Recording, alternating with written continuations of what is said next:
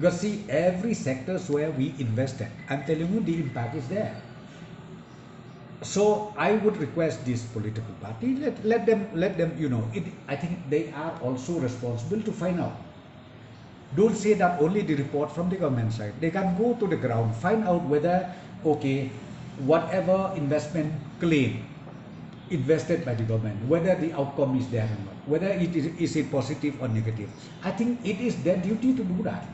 Let them go. Don't just sit in the office and don't just criticize blindly like that. You better go yourself and then see on the ground. The moment you see on the ground, then okay, you can say no, it's nothing is there. But the government has claimed thought. So therefore, I would request the political party, any political party, if you are not sure, go to the ground. You will find the reality. Because right now, as I said to people, in every sector that we have invested, all